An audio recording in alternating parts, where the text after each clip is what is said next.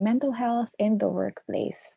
Work is good for mental health. We need work, especially, of course, if we are in the age group that we need to provide for a family, provide for ourselves.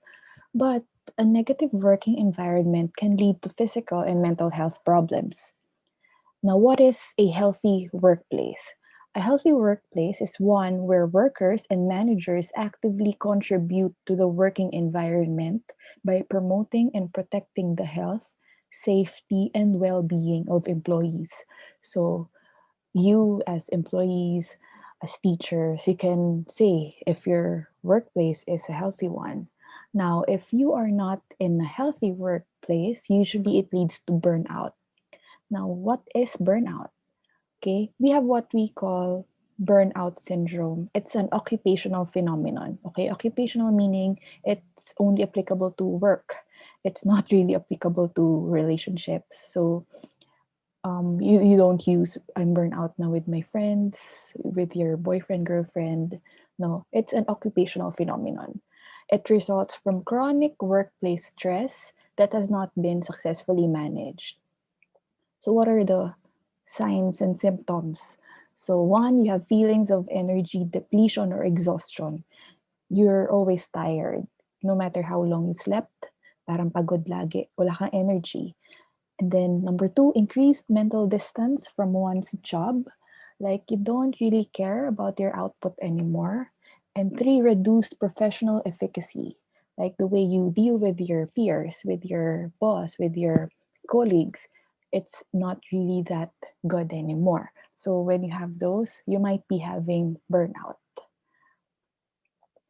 Now, this is the important takeaway for this lecture, how to prevent burnout. So we have what we call the 3R approach. First, recognize, then reverse, and then build resilience. So recognize, watch for the warning signs of burnout. Later on, I'll discuss. Reverse, undo the damage by seeking support and managing stress, and build your resilience to stress by taking care of your physical and emotional health. So I like this illustration. So you have to fill your cup because you cannot pour from an empty cup, right? You can give what you don't have. So recognize the first R. So what are the physical signs and symptoms of burnout? So I hope the visual is clear enough. So one, feeling tired and drained most of the time. There's lowered immunity, parang lagi kang nagkakasakit, frequent headaches or muscle pain, change in appetite or sleep habits. So it's either wala kang gana kumain or hindi ka makatulog or the opposite, like sobrang takaw mo na or sobrang antok ka lagi. So those are the physical signs and symptoms of burnout. Now let's go to the emotional signs and symptoms of burnout.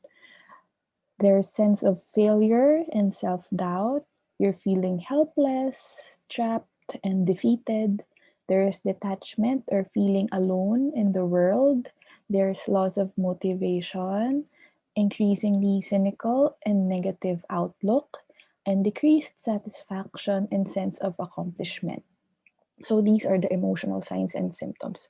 So again, you have to compare also the baseline personality because some people talaga they're naturally negative.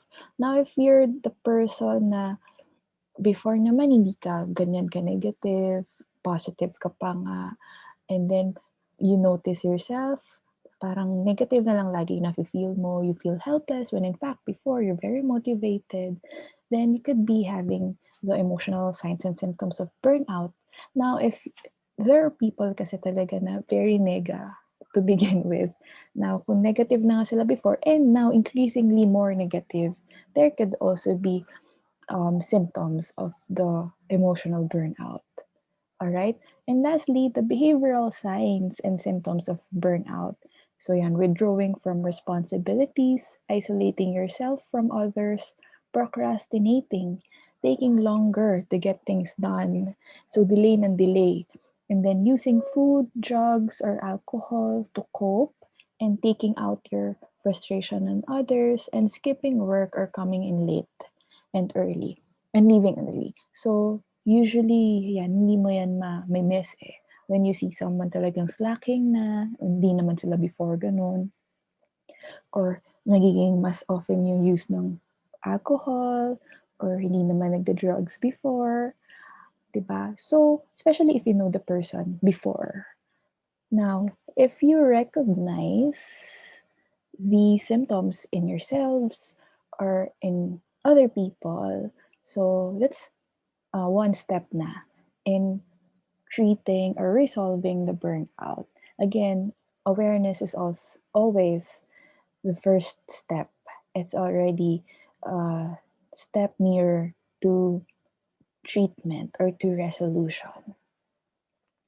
Now, what do we do once we recognize? So, the next R is we reverse. So, if you feel like you're experiencing burnout, it might help for you to reach out to those closest to you. Be more sociable with your coworkers and limit your contact with negative people. You know, what they say na you're the average of the five people you are always with. I believe there's some truth to it. Of course, when we associate ourselves with negative people, the tendency is for us to have a negative outlook or negative lens of the world as well. So you have to limit your contact with those people and then connect with a cause or a community group that is personally meaningful to you and take time off.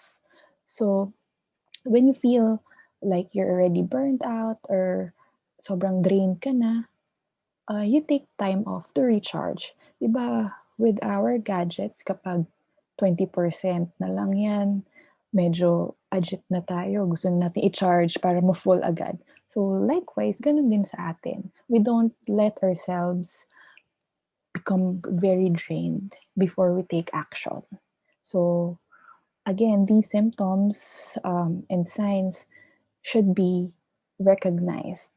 So some people, they're not really very attuned to their emotions, to what's going on with themselves. So it might be helpful also if we help other people recognize that in themselves. So if you notice your closest friend na medyo nag-iiba na yung behavior, it might help na you make that person feel na you're there, you're ready to listen. And when we do listen, it's best that we don't become judgmental. We just listen, okay? You don't give mga unnecessary comments. And if it's too much to bear, that's what the psychologists and psychiatrists are for. All right? Because, of course, there's special training talaga in handling those kinds of situation. I hope I'm clear. Okay? And lastly, resilience. So, in building resilience, you have to set boundaries. Learn how to say no. So, if you're already burned out, okay, don't overextend yourself. Learn how to say no to requests on your time. If you find this difficult, remind yourself that saying no allows you to say yes to the commitments you really want to make. It is one of the problems also why some people feel burnt out because they can't say no. Tanggap lang ng tanggap hanggang sa hindi na pala nila kaya. So, again, it is you who will set the boundaries. Okay? Number two, take daily break from technology. Set a time each day when you completely disconnect. Put away your laptop, turn off your phone, and stop checking email. Of course, a lot of company emails, 'di ba, wala naman yung time. Dadating sila any time of the day. So, also, part of setting boundaries is that you set the time when you will check your email, you set the time when you will be taking a break.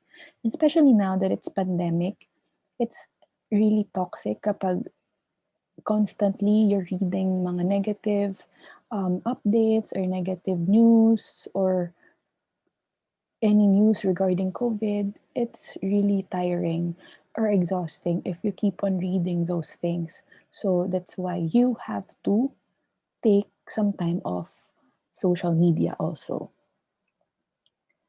Next is nourish your creative side. Creativity is a powerful antidote to burnout. Try something new, start a fun project, or resume a favorite hobby. Choose activities that have nothing to do with the work or whatever is causing your stress. So it really pays if you have other hobbies, no? Para hindi naman nagre-revolve lang yung life mo with your work so that you don't feel that burnt out. So, kung ano man yung creative activity for you, it's up to you na. Next is set aside relaxation time.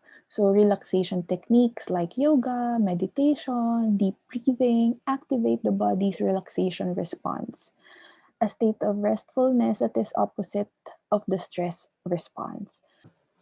Actually, there are a lot of applications right now. You can try Headspace, Calm. Ayun yung mga applications that can teach you how to do meditation, how to do deep breathing exercises, because it's proven naman na it really helps in relaxing your state of mind. So you can try that as well. Next is exercise regularly and eat healthy. And then I think that's self explanatory. And lastly, get plenty of sleep. Feeling tired can exacerbate burnout by causing you to think irrationally. So keep your cool in stressful situations by getting a good night's sleep. Sleep is very, very important, especially night sleep. Sometimes kasi people sleep 8 hours pero 3 a.m. pala nag-start.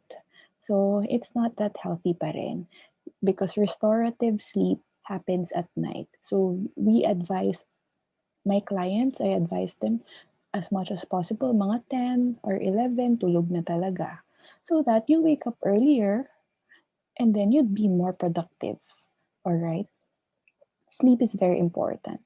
Now, if you've done everything and still you feel really burned out, stressed, that you couldn't sleep, you couldn't concentrate, you couldn't function well in your work, you don't feel like yourself anymore, then that's really the time that you need to seek help.